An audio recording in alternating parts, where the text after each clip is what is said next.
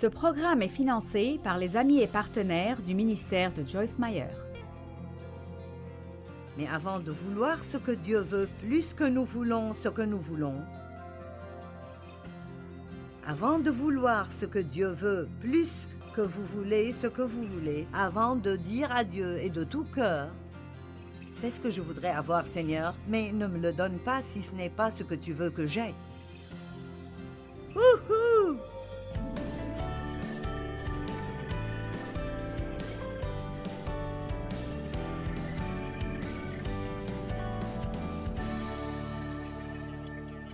Ce soir, je veux vous parler de l'importance de la condition de votre cœur. Quelle est la condition de votre cœur? Et je ne parle pas de votre cœur physique. Je parle du cœur de l'homme, la partie la plus profonde de notre être, ce que Dieu appelle notre cœur. Êtes-vous satisfait? Qu'est-ce qui arrive là-dedans? Est-ce que vous vous confiez à Dieu même s'il y a des choses dans votre vie que vous ne comprenez pas? Ou peut-être que votre cœur est plein de confusion et n'est pas si satisfait là-dedans? Êtes-vous heureux pour d'autres personnes lorsqu'elles sont bénies? Et quand elles obtiennent ce que vous voulez et vous ne l'obtenez pas, êtes-vous toujours heureux? Vous faites assez confiance à Dieu pour dire « Dieu, si tu ne m'as pas donné cela, alors ce n'est pas encore bon pour moi et tu as quelque chose de meilleur en tête pour moi. Je sais que tu m'aimes et tu ne m'excluras jamais de tes bénédictions. » Et c'est si bon d'avoir un cœur heureux. C'est si bon d'avoir un cœur confiant. Combien de soupçons avez-vous dans votre tête? Êtes-vous en colère contre quelqu'un? Y a-t-il du ressentiment dans votre cœur? Est-ce que vous êtes un petit peu en colère contre Dieu parce que la vie ne va pas tout à fait comme vous le pensiez? Vous avez des critiques et du jugement, des pensées lascives. Vous savez, Dieu nous appelle à avoir un cœur parfait. Et le mot parfait peut être très effrayant pour nous, mais je ne crois pas que tant que nous sommes dans un corps humain, nous aurons un jour un comportement parfait, mais je crois que nous pouvons avoir un cœur parfait.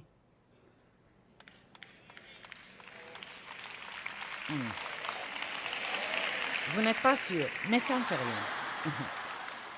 Et ça arrive à travers la croissance. La croissance. Aucun de nous n'est arrivé, mais nous pouvons grandir. Et je pense que Dieu aimerait mieux avoir quelqu'un avec un cœur parfait. Et disons juste simplement qu'un cœur parfait est quelqu'un qui veut faire ce qui est bon de tout son cœur. D'accord? Quand j'ai dit avoir un cœur parfait, vous avez fait... Certains d'entre vous ont applaudi, mais vous avez fait... Mais vous voyez, je ne fais pas ce qui est bon dans toute situation chaque jour de ma vie. En fait, chaque jour, je ne fais probablement pas quelque chose de bien. Mais je veux faire ce qui est bon. Amen. Et si vous voulez faire ce qui est bon, et probablement beaucoup d'entre vous ressentent ceci, ou vous ne seriez probablement pas ici à moins que vous aimez les événements ou tout ce qui est dans l'amphithéâtre, ou je ne sais pas, vous savez. Vous pensez juste que je suis une femme drôle ou quelque chose comme ça. Mais d'habitude, les gens qui viennent à quelque chose comme ça après avoir travaillé toute la journée, et certains d'entre vous ont voyagé, vous voulez apprendre, vous voulez grandir, vous savez. Mais je veux que vous gardiez en tête que nous ne vous parlons pas à vous seulement, mais il y a littéralement des millions de gens qui écoutent ce même message à travers le monde entier. Et je suis convaincue que de toutes ces personnes, il y a probablement quelques-unes dont l'attitude n'est pas « je veux tout faire comme il faut ». Et alors, j'espère que ce que je dis vous aidera à réaliser qu'avant de vouloir ce que Dieu veut, nous ne serons jamais heureux. Avant de vouloir ce que Dieu veut, nous ne serons jamais heureux. Nous passons tous beaucoup de temps à essayer que Dieu nous donne ce que nous voulons. Mais avant de vouloir ce que Dieu veut plus que nous voulons ce que nous voulons, avant de vouloir ce que Dieu veut plus que vous voulez ce que vous voulez, avant de dire à Dieu et de tout cœur, c'est ce que je voudrais avoir, Seigneur, mais ne me le donne pas si ce n'est pas ce que tu veux que j'aie. Wouhou! Je vais aller de ce côté et parler à ces gens-là.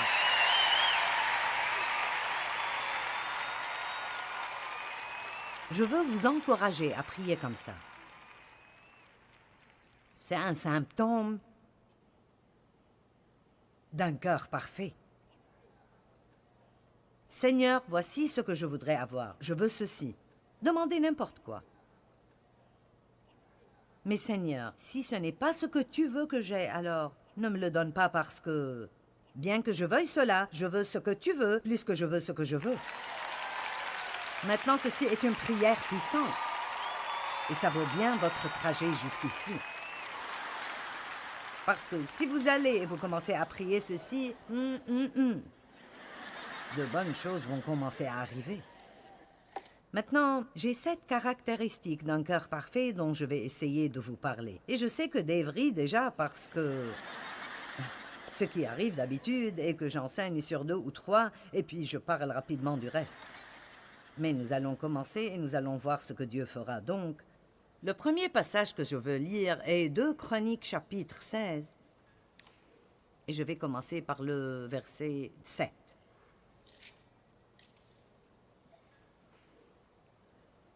C'est alors que le prophète Hanani, c'était un prophète, vint trouver Asa, roi de Juda, et lui dit: « Parce que tu t'es appuyé sur le roi de Syrie, au lieu de t'appuyer sur l'Éternel ton Dieu, l'armée du roi de Syrie t'échappera. » Donc, comme il s'est appuyé sur un roi humain, au lieu de s'appuyer sur Dieu, il a perdu la bataille.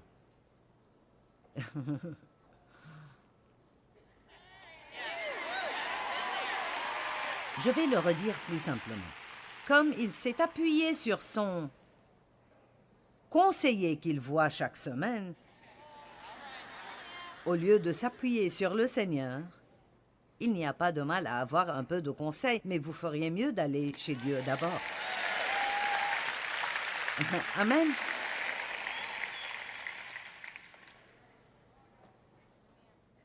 Les Éthiopiens et les Libyens ne formaient-ils pas une armée puissante dotée d'un très grand nombre de chars? Cependant, comme tu t'étais appuyé sur l'Éternel, il t'a donné la victoire sur eux. Donc maintenant, il lui rappelle d'une autre fois dans une bataille où il a dit « Maintenant tu as gagné cette bataille et ils étaient une armée puissante parce que tu t'es appuyé sur l'Éternel. Si nous nous appuyons sur Dieu, je me moque de combien la bataille est grande. Toutes choses sont possibles avec Dieu. Et celui qui est en moi est plus grand que celui qui est dans le monde. Et aucune arme formée contre vous prospérera. Et je pourrai continuer. Amen. Mais nous devons apprendre à aller vers Dieu.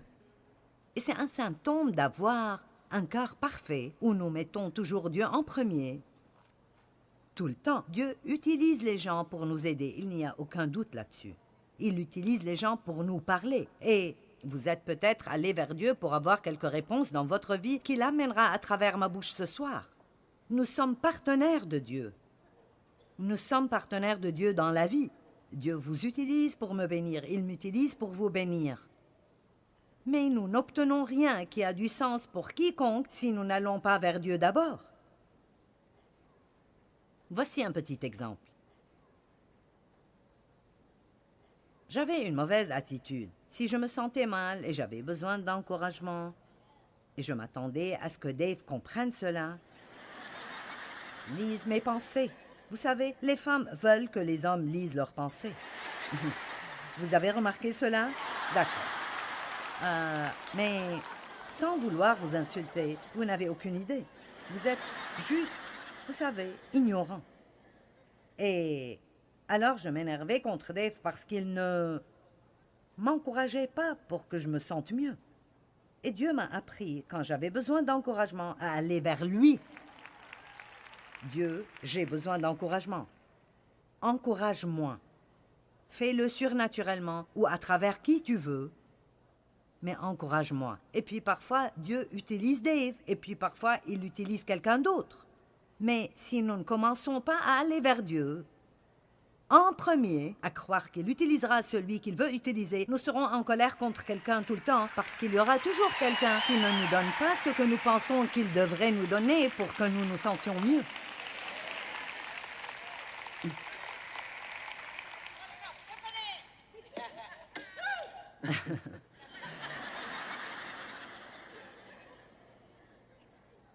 Maintenant, il continue dans le verset 9. « Car l'Éternel parcourt toute la terre du regard. » Dieu cherche quelqu'un.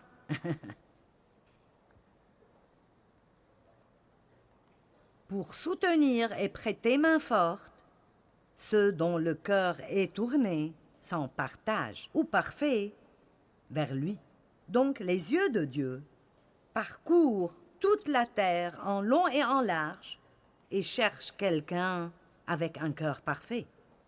Pas une performance parfaite, mais un cœur parfait. Et quand Dieu trouve ceci, alors il dit « Je peux montrer ma force dans ta vie. » Amen.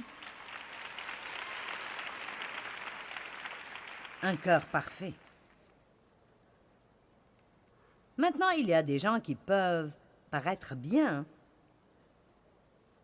mais leurs cœurs sont toujours vraiment mauvais. Les mauvais cœurs et comportements religieux, Dieu les hait. Amen. Ils vont à l'église régulièrement, ils font ceci et cela. Mais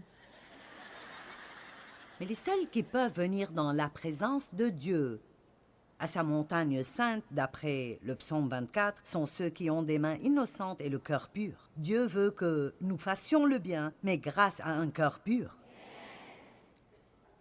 Si nous faisons juste ce qui est bon et nos cœurs ne sont pas bons, alors ce que nous faisons ne veut rien dire pour Dieu.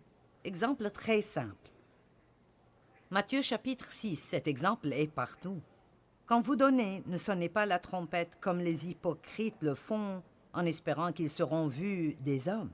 Donc, quand nous donnons, nous ne demandons pas l'attention. Quand nous faisons de bonnes choses, ce n'est pas pour capturer l'attention des gens. Quand nous prions, nous ne le faisons pas pour l'attention, parce que si je fais quelque chose pour quelqu'un d'autre, pour avoir son attention, alors je ne le fais pas pour Dieu du tout. J'exclus Dieu. Mais si nous faisons ce que nous faisons pour Dieu, alors la Bible dit que Dieu nous récompense devant les gens. Mais si nous le faisons pour impressionner les gens, alors la Bible dit dans Matthieu 6, « Vous avez déjà reçu votre récompense en entier. » Une histoire que je raconte, et je ne l'ai plus racontée depuis longtemps. Il y a très très longtemps, je me faisais faire les ongles à un certain endroit, et un jour, il y avait une fille qui attendait pour se faire les ongles.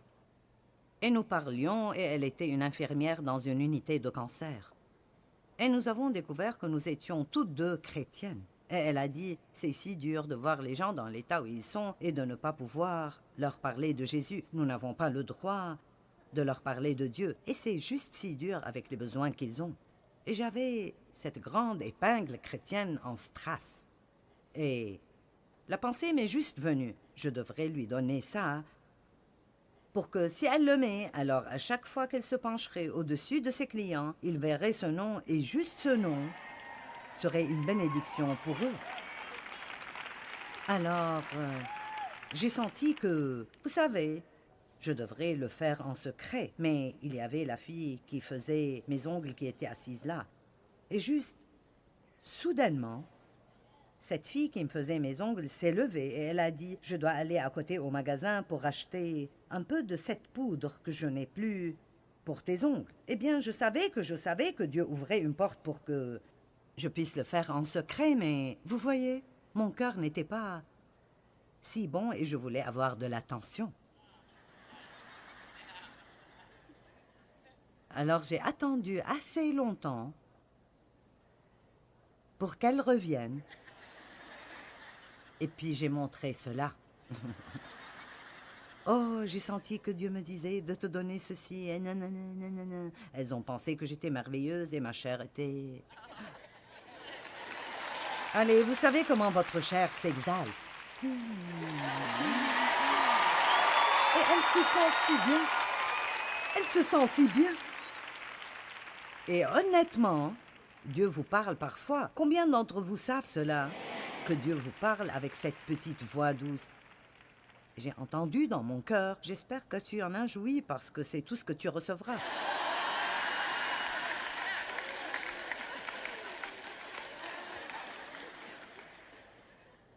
Donc, nous pouvons faire de bonnes choses.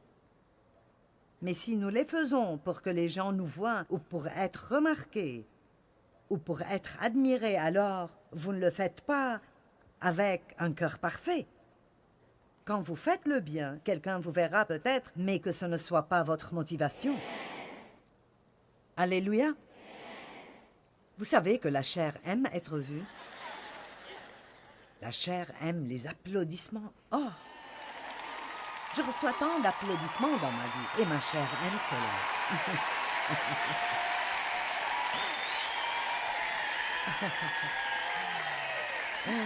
Et puis, je dois prier pour m'en débarrasser, vous savez. Dieu, je suis loin d'être aussi merveilleuse que tout le monde pense que je suis. Très bien, Matthieu 23, 1 à 4.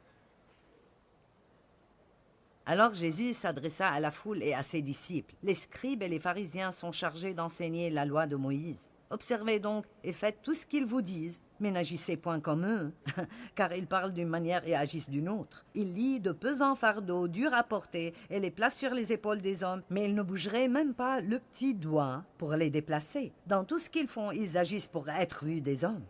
Donc, Dieu n'aime juste vraiment pas cet esprit religieux qui peut s'emparer des gens et les faire agir comme s'ils étaient meilleurs que tout le reste du monde.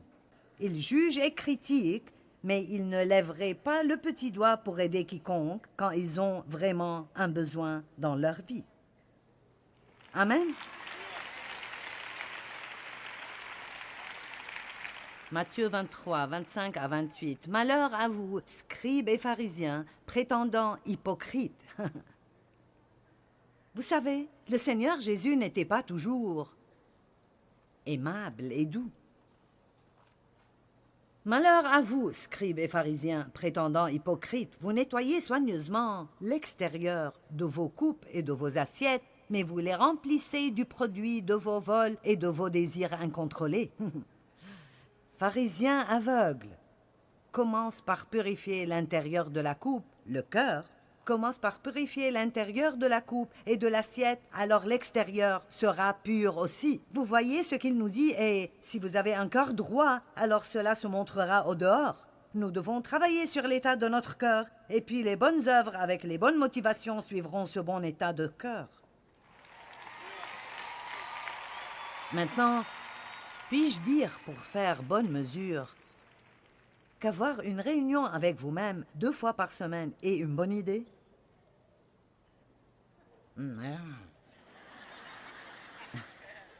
Ayez une réunion avec vous-même et demandez à Dieu de briller de sa lumière sur votre cœur pour vous montrer ce que vous avez dedans qui ne devrait pas y être. Et croyez-moi, il sera heureux de le faire. Et non sous la condamnation, mais afin que nous disions « Dieu, aide-moi à arranger ceci ». Parce que je ne veux pas garder cette amertume ou cette colère. Je ne veux pas être jalouse. Je ne veux pas être comme ça, avoir un cœur droit. Je ne veux pas être comme ça. Change-moi, Dieu. Change-moi. Je ne veux pas être comme ça. Ne pas faire d'excuses pour le mauvais comportement, mais dire « je ne veux pas être comme ça ».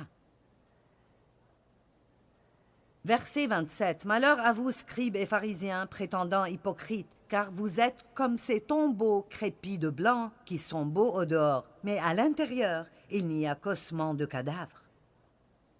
Donc, si vous pensez que je suis sévère avec vous, je suis probablement plus gentil que Jésus l'était, spécialement avec tout ce qui se passe dans le monde aujourd'hui. Amen.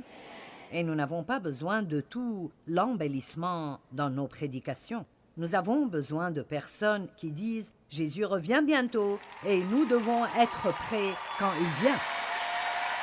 Amen. Et laissez-moi vous le dire, ce n'est pas le moment dans le calendrier de Dieu pour faire des compromis.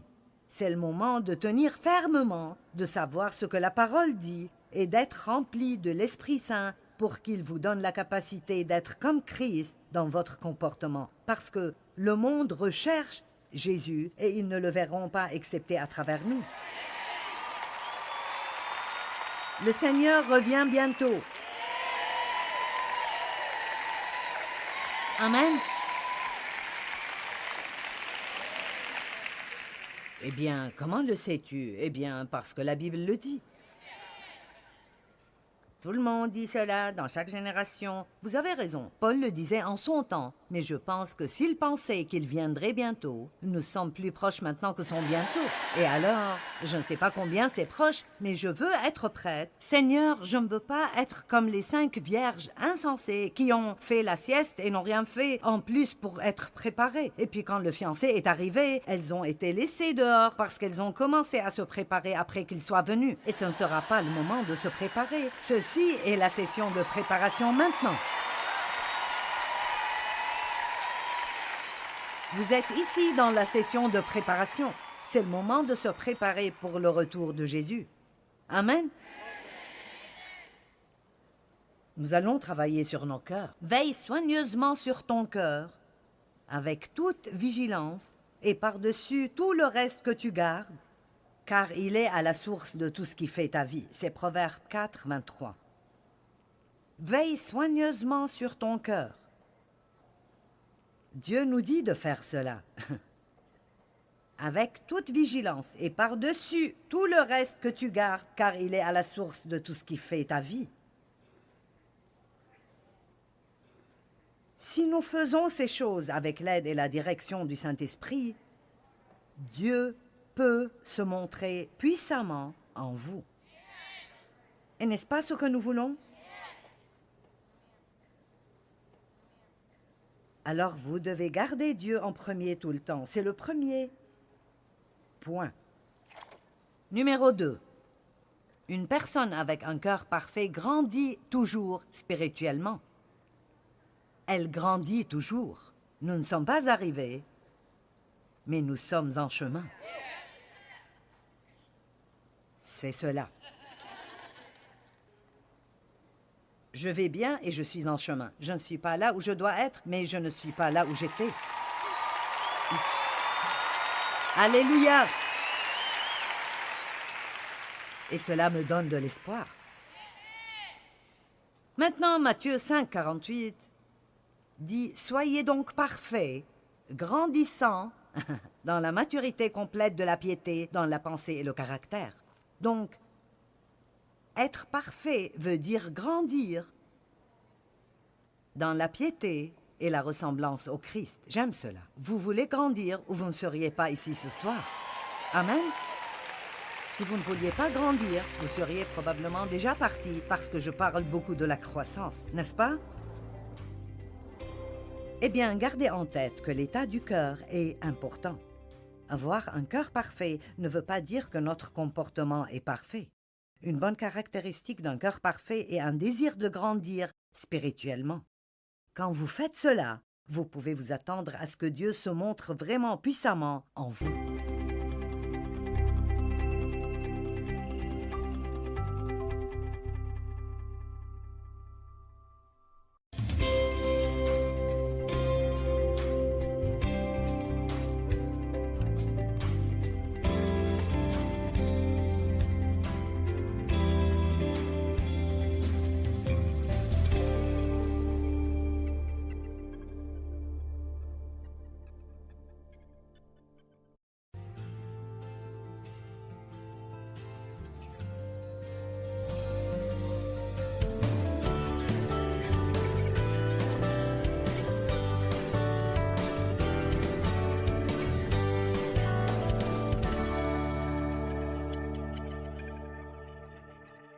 Ce soir, je veux vous parler de l'importance de la condition de votre cœur.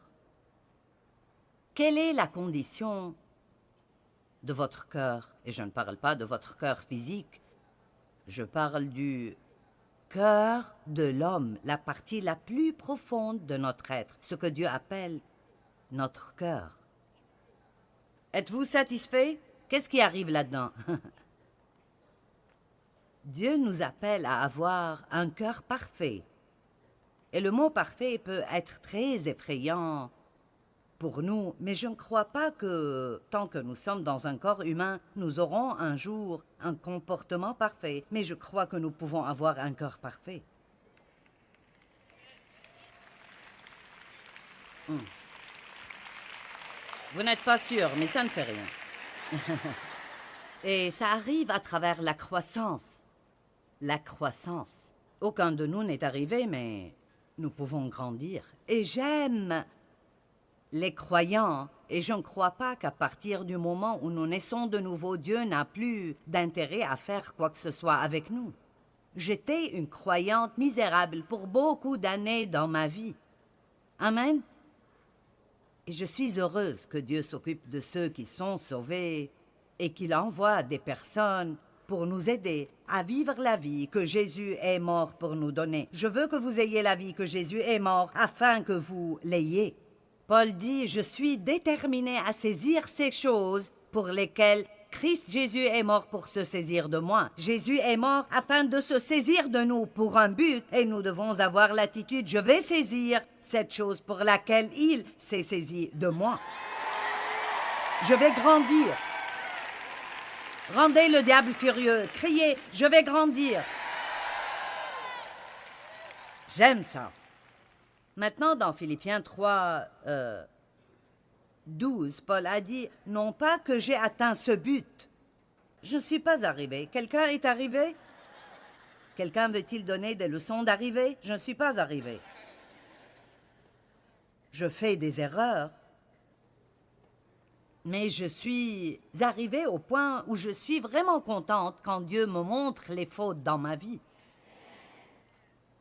Je me souviens du temps où Dieu me montrait mes fautes et je me sentais accablée. Comment est-ce qu'on peut avoir tellement de défauts? Allez, quand Dieu vous montre que vous avez fait quelque chose de mal, vous devriez être heureux. Dieu merci qu'il ne nous laisse pas seuls dans nos pagailles. La pire chose qui pourrait arriver à quelqu'un est que Dieu nous laisse. Et la correction est un signe de l'amour de Dieu. Quand Dieu nous corrige ou quand le Saint-Esprit nous montre nos fautes, que ce soit « je n'aurais pas dû dire ça » ou « penser comme ça » ou « faire ça », ne sois pas égoïste ou avare ou amer ou jaloux ou... Chaque fois que Dieu nous convainc de pécher, nous devons dire « Merci Dieu de m'aimer suffisamment pour me pourchasser jusqu'à ce que je fasse la bonne chose. » Amen.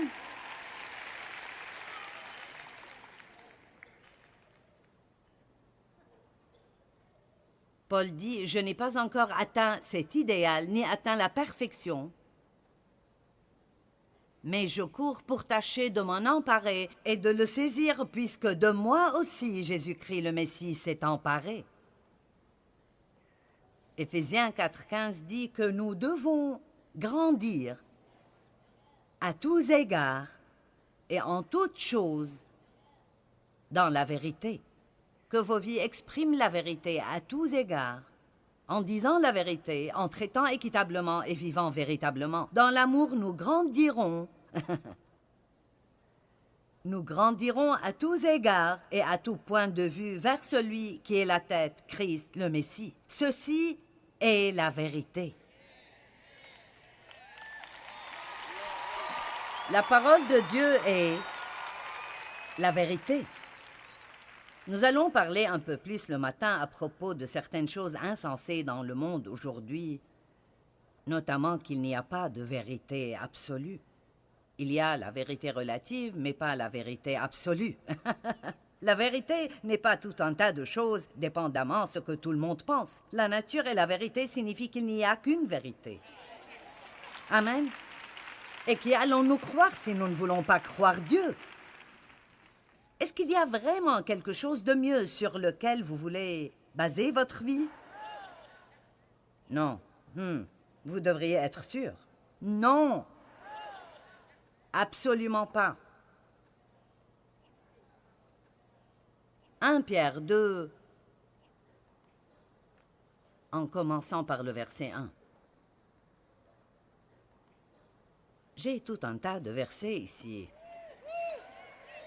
Débarrassez-vous donc de toute trace de méchanceté. Pas même un peu, même un tout petit peu. Débarrassez-vous de toute trace de méchanceté et malfaisance, et de toute ruse et hypocrisie, tout mensonge et tromperie, et de toute envie, jalousie et médisance. Je vous le dis, la jalousie me touche de temps en temps. Et je dois dire, Dieu, je ne vais pas me soumettre à ça. Je refuse d'être jalouse. Je ne veux pas vouloir ce que tu as donné à quelqu'un d'autre. Tu m'as donné beaucoup et je t'en suis reconnaissante. Vous devez combattre le diable. Vous devez combattre le diable. Oh, j'aurais aimé ne pas ressentir ça.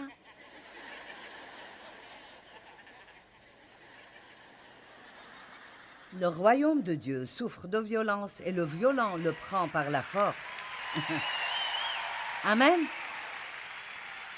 Et débarrassez-vous de toute médisance, toute sorte de malice, comme des enfants nouvellement nés, désirez et aspirez au lait spirituel pur et non frelaté de la parole, afin que par lui vous croissiez pour le salut complet. Je me souviens de quand le Seigneur m'a dit une fois, « Il est temps que ta bouche soit sauvée. »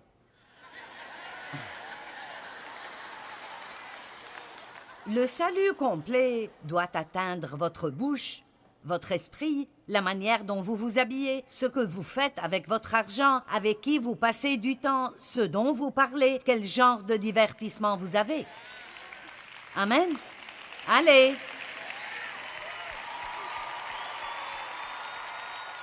Oui, il a dit, tu es sauvé, mais on ne le dirait pas. Ta bouche a besoin d'être sauvée. Est-ce que quelqu'un ici a besoin que sa bouche soit sauvée?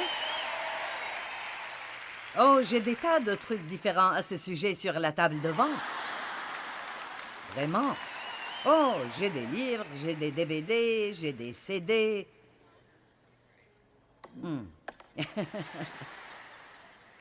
Grandissez. Verset 3. Puisque vous avez déjà goûté à la bonté du Seigneur. J'aurais aimé que le verset 3 soit au début parce que je pense que c'est l'intention ici. Et si nous le lisions comme « Puisque vous avez déjà goûté à la bonté de Dieu, débarrassez-vous donc de toute trace de méchanceté, de toute ruse et hypocrisie, et de toute jalousie et médisance, et comme des enfants nouvellement nés, désirez et aspirez au lait spirituel pur et non frelaté de la parole. » Comment pouvons-nous voir la bonté de Dieu et ce qu'il a fait pour nous et ne pas vouloir être meilleurs? Je veux être meilleur parce que j'aime Jésus. Je n'ai pas à essayer d'être meilleur tous les jours afin d'aller au ciel. Mon salut est basé sur ma foi. Mais si vous avez une vraie foi, si la foi est réelle, si nous sommes vraiment nés de nouveau, si Dieu vit vraiment en nous, alors nous ne pouvons absolument pas rester les mêmes. Ce n'est pas possible de naître de nouveau et ne jamais changer. Ce n'est pas possible. Vous comportez-vous mieux que vous ne le faisiez l'année passée? Bien sûr. J'étais ici en 2012. Vous comportez-vous mieux que depuis la dernière fois où j'étais ici? Nous croissons. Oh mon Dieu, mon mari pourrait venir ici et vous dire combien j'ai grandi. Merci Seigneur. En 48 ans, il a été marié à 20 femmes différentes. Je n'arrête pas de changer. Nul ne sait avec qui il sera marié l'année prochaine. Joyce Meyer, version numéro 42.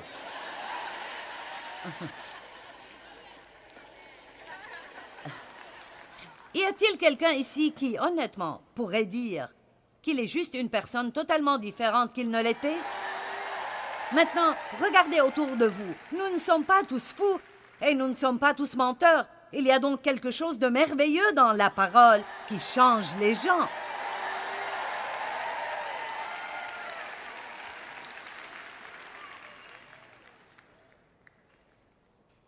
Les gens me disent, tu as transformé ma vie. C'est la parole qui a changé votre vie.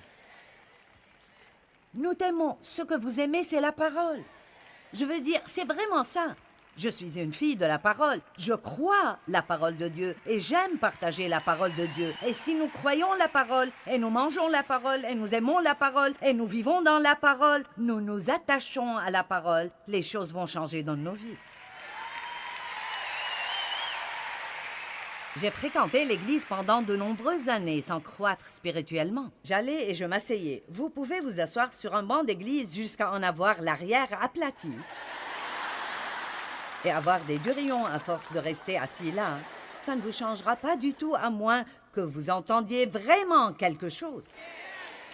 N'allez pas vous asseoir dans une église par obligation. Allez quelque part où c'est vivant et les gens sont enflammés avec la parole de Dieu et où la vérité est proclamée et où ils aiment la parole. N'y allez pas par obligation, allez parce que vous ne supportez pas ne pas y être.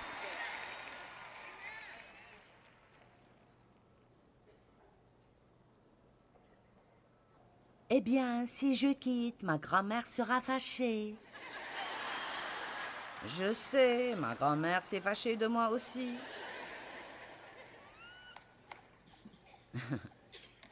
Et ça m'importe peu dans quelle dénomination vous allez. Ça ne m'importe pas parce qu'ils vont être au ciel de toute façon. Mais le point est qu'on doit aller quelque part où c'est vivant et en feu avec la gloire de Dieu, où la parole est proclamée d'une manière qui nous défie et qui change nos vies. Si vous allez pour dormir à l'église chaque dimanche, mieux vaut aller ailleurs.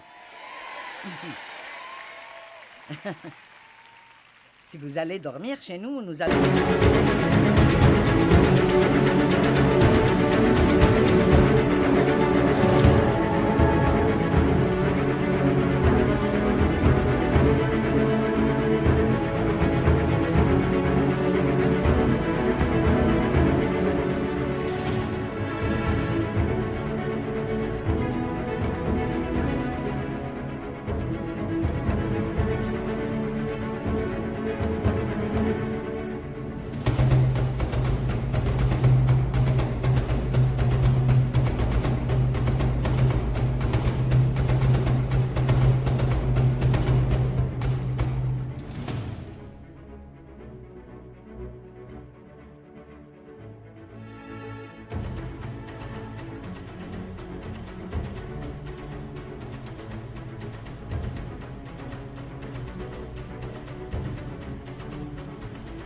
allons venir et vous réveiller.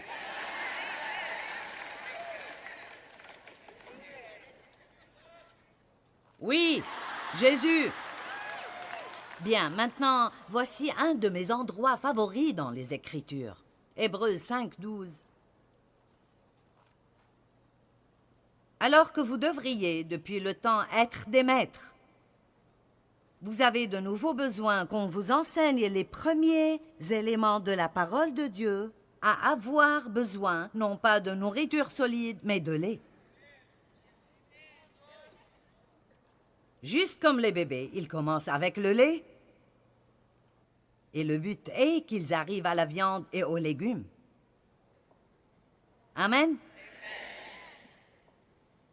Éventuellement, le biberon, les couches et la tétine doivent disparaître. Pour chaque personne qui continue à se nourrir de lait, et nous parlons là du lait de la parole et de la viande de la parole, c'est comme il y a des messages et il y a des messages. Amen. Je veux dire, je m'apprête à enseigner des messages l'année prochaine sur le feu de Dieu.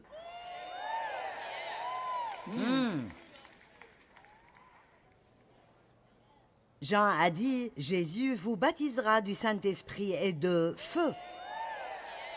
Eh bien, nous n'entendons pas beaucoup à ce sujet parce que la foule devient plus petite chaque semaine si vous essayez d'enseigner sur le feu de Dieu.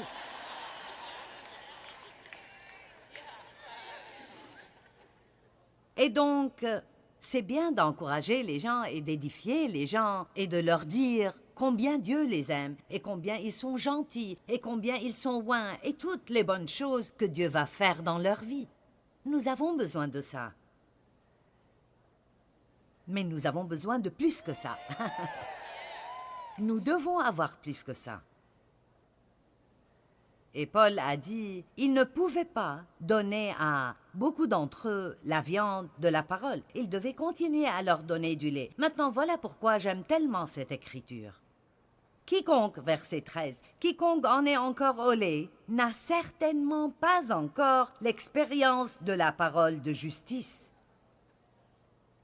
En d'autres termes, ils ne savaient pas qui ils étaient en Christ. Ils étaient insécurisés. Ils ne tiraient pas leur valeur du fait d'être la justice de Dieu en Christ, et chaque fois qu'il y avait une parole forte qui confrontait leur comportement, ça les rendait de plus en plus insécurisés, et donc Paul a dû continuer à essayer de les amener à se sentir bien.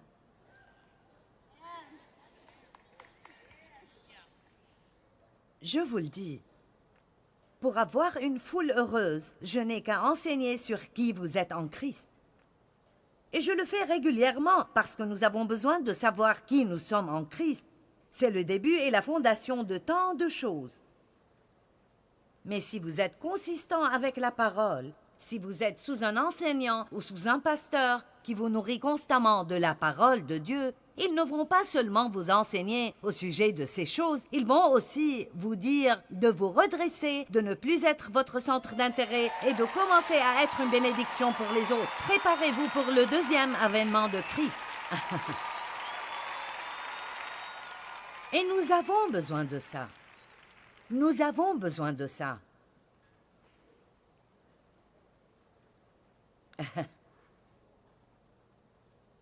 Si quelqu'un me dit « Que penses-tu être le plus grand problème dans l'Église ?»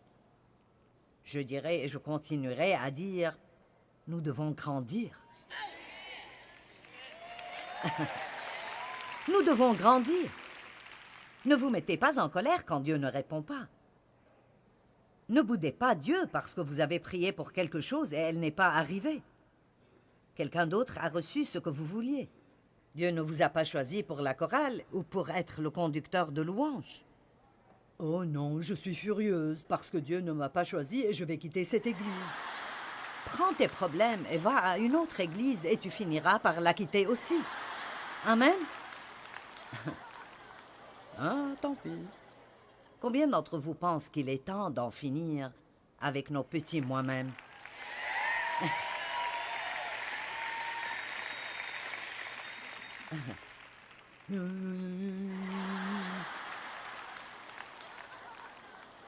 Alors que vous devriez, depuis le temps, être des maîtres.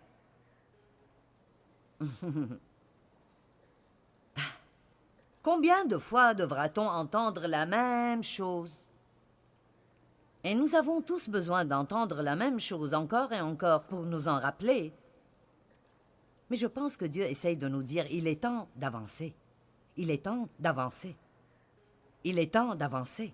Verset 14, « Mais la nourriture solide est pour les adultes qui, par l'usage, ont les sens exercés au discernement du bien et du mal. » Le chapitre 6, verset 1 dit aussi, « Laissant le commencement de la parole. »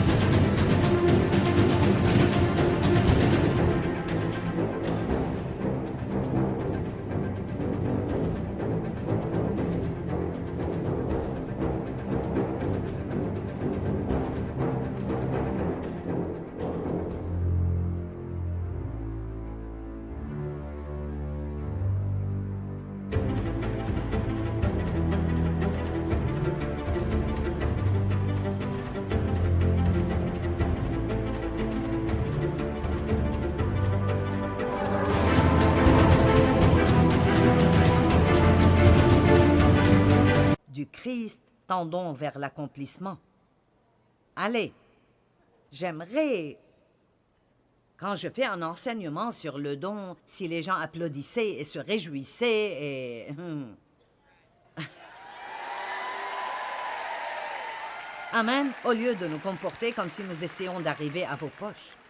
Je n'ai pas écrit le livre. C'est lui qui a parlé du don et des offrandes, pas moi.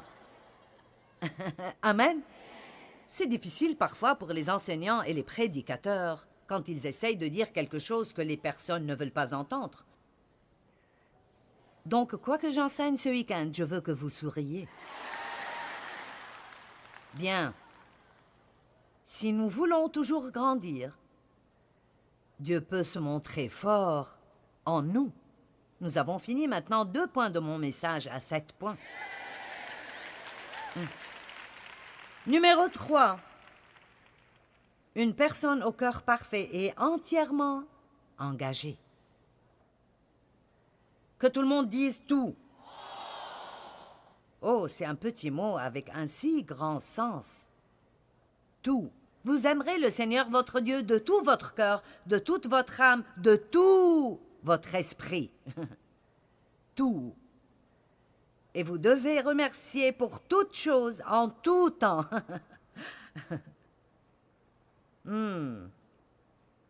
Tout. Romains 12, 1. Je vous encourage donc, mes frères, au nom de toute la magnanimité de Dieu, à offrir vos corps comme un sacrifice vivant, présentant tous vos membres comme un sacrifice vivant, saint, consacré et agréé de Dieu. Voilà quel sera pour vous le culte conforme à la parole. Donc c'est comme ça. Ok Dieu, me voici, je sors au monde aujourd'hui et je veux m'offrir pour être ton instrument. Je te donne mes yeux. Je te donne mes oreilles. Donc, si je lui donne mes oreilles, ça veut dire que je ne vais pas m'asseoir à la table de déjeuner et rire des blagues indécentes. Parlons un peu pratiquement pour que nous comprenions ce que cela signifie. Je te donne ma bouche, donc je ne vais pas ragoter au travail avec tout le monde. Je ne vais pas rouspéter et me plaindre de petites nuisances.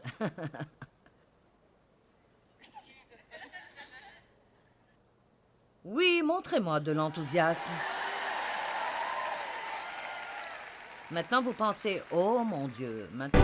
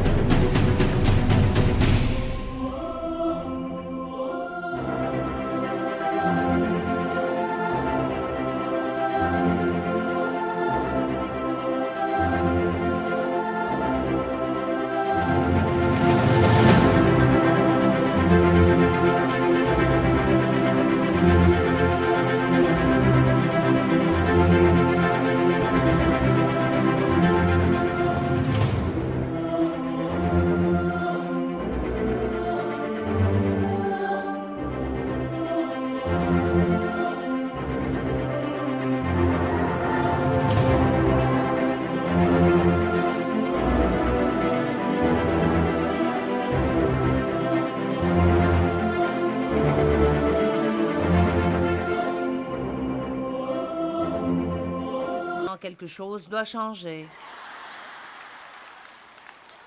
Vous êtes une race choisie, un sacerdoce royal, des personnes spéciales achetées par Dieu.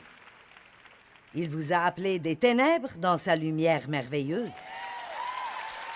Ok, maintenant, j'aime ces écritures. C'est Genèse 11, 31 et 32. Téra prit son fils Abraham, son petit-fils Lot, fils de Haran, et sa belle-fille Sarai, femme d'Abraham son fils. Ils quittèrent ensemble Ur des Chaldéens pour se rendre en Canaan, qui était la terre promise. Mais, tout le monde dit mais. Mais quand ils arrivèrent à Haran, ils s'y installèrent. Ce verset m'étonne vraiment. Je crois que Dieu a appelé Téra avant d'appeler Abraham. Il l'a appelé pour aller à Canaan, tout comme il a appelé Abraham. Mais Téra s'est installé avant d'arriver à destination. Le verset suivant, écoutez ça. Et Terah, et c'est la seule chose que la Bible dit après ça de Terah. Et les jours de Terah furent de 205 ans, et Terah mourut à Haran. Point, fin de Terah.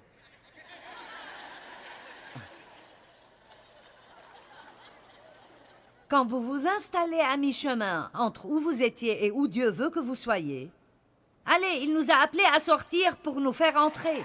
Il nous a appelés hors de l'esclavage pour nous donner les promesses complètes de Dieu. Il nous a appelés pour nous impliquer. Et je vous le dis, j'ai décidé que quand je m'en irai,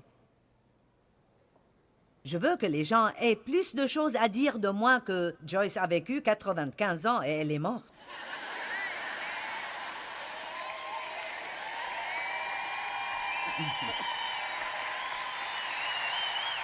Je ne veux pas que ce soit ce que je laisse après moi. Et Joyce a vécu 95 ans et elle est morte. Non. Et Joyce a écrit 150 livres et nous continuons à les lire. Et nous devrions tous avoir ce genre de témoignage. Non pas simplement vivoter ici et ne pas laisser de marque et où la moitié des gens que vous connaissez seront contents quand vous partirez. Vivez, laissez une marque, rendez le diable furieux et soyez tout ce que Dieu veut que vous soyez et dites « Je ne vais pas m'installer. Je ne vais pas m'installer. » Amen. Eh bien, gardez en tête que l'état du cœur est important. Avoir un cœur parfait ne veut pas dire que notre comportement est parfait. Une bonne caractéristique d'un cœur parfait est un désir de grandir spirituellement. Quand vous faites cela, vous pouvez vous attendre à ce que Dieu se montre vraiment puissamment en vous.